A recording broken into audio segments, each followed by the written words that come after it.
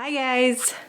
Today is the big day of final maple syrup boil down. I'm really excited, so I'm going to take you guys with me and let's see how much we get. So this year was a really great year for maple syrup here on our property. We chose to do kind of batch processing where we did a big collection for like a week. We would boil it down to the point where it's close and you would bring it inside.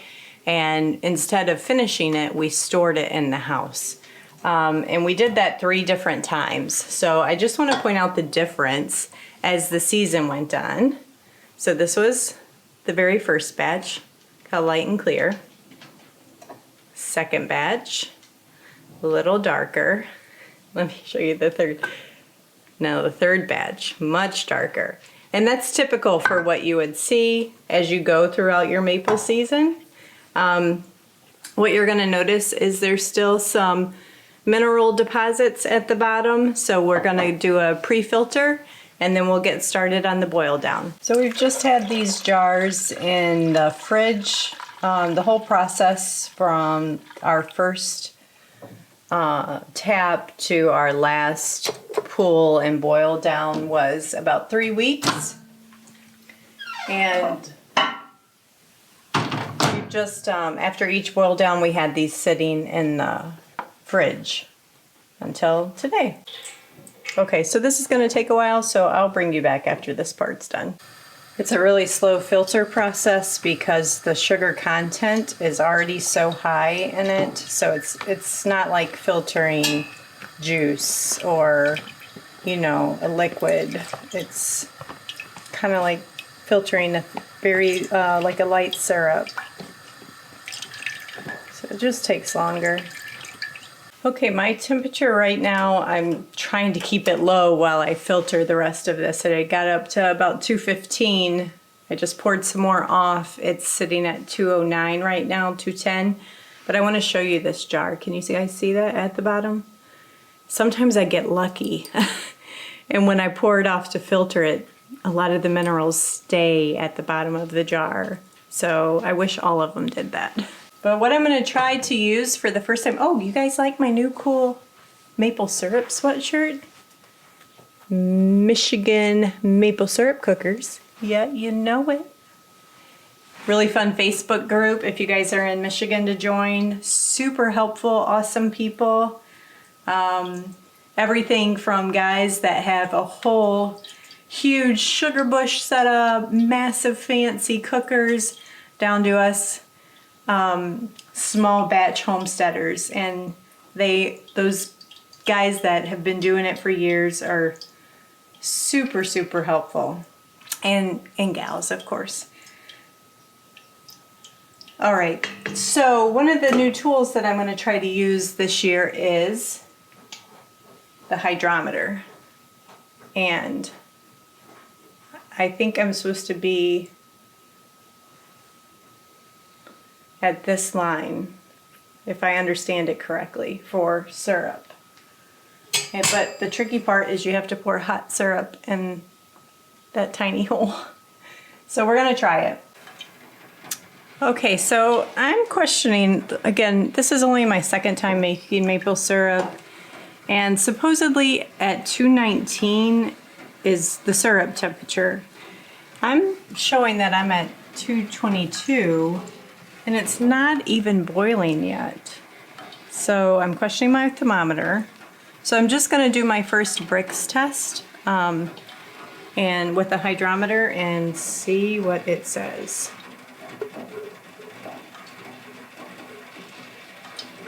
So I guess I'm supposed to fill this up to within 2 inches of the top.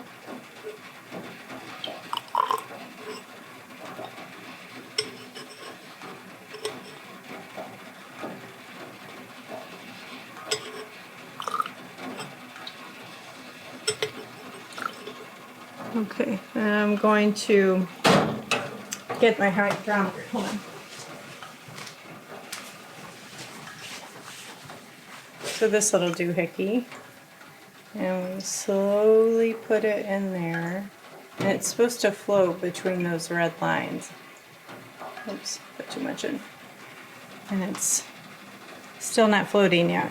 So we're obviously not at syrup, but it sure smells good. So I guess I'm gonna just ignore the temperature for now and go by this hydrometer, because I can tell it's still way too runny. So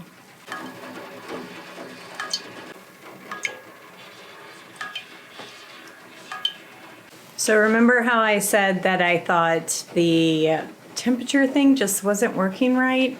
Ended up, I brought Todd in here and he got some more probes out for that temperature thing, and that one must have been bad. So it's just now boiling and it's 213. So I need to get it 7 degrees above boiling. So we'll watch for around 219, 220, and we'll start doing our bricks test and see. Well, I'll start probably doing my bricks test around 217 and see where I am. We are getting so close. I'm sitting at 216 and I've boiled down a good inch or so. So I know I got to keep a watchful eye on it now. I feel much better that I know that my temperature probe is working. And guys, it smells amazing. I told Todd, I think we need to have pancakes for lunch.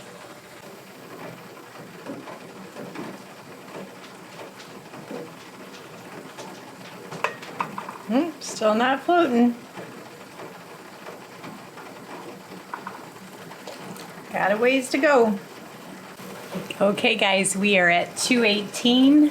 And we're starting to see some different behavior. I watch back here and you'll every now and then get these big bubbles. So I'm just keeping a really close eye on it now. I won't do my next bricks test till 219. I might need to take it to 220. So we'll watch it close now. Smells good. Okay, we are at 220. If I'm not floating now, okay, it's just starting to float. Woohoo! Oh, I'm so impatient. We're there. We're sitting right at the red line. Hold on, can you show them that? Okay, no we're not, I lied. We're one line above the red line.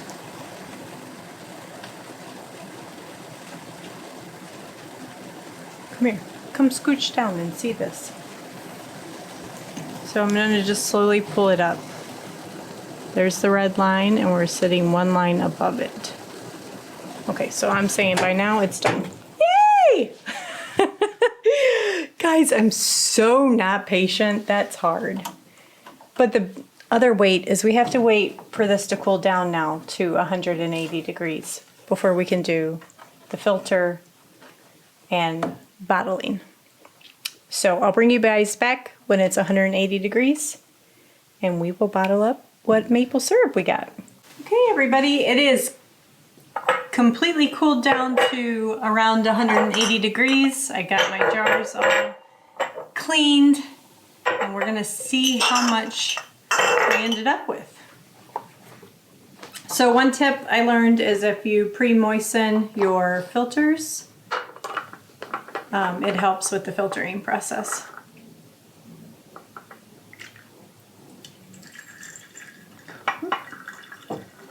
Okay, I've made an executive decision very quickly. I'm not filtering it again. It might be cloudy, but I don't have anything else to filter other than those Super Duty thick filters and coffee filters. And I know coffee filters aren't right. So it's just for us. We don't gift it. So I'm going to take it as is. And if there's anything in it, it just settles at the bottom. And I didn't find that it affects the flavor much. I know some people say it would in like a commercial setting.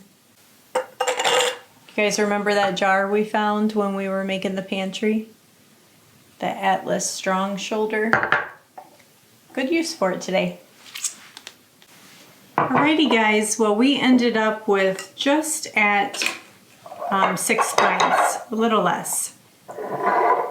Now it might be cloudy again, I'm okay with that. we'll see how it settles.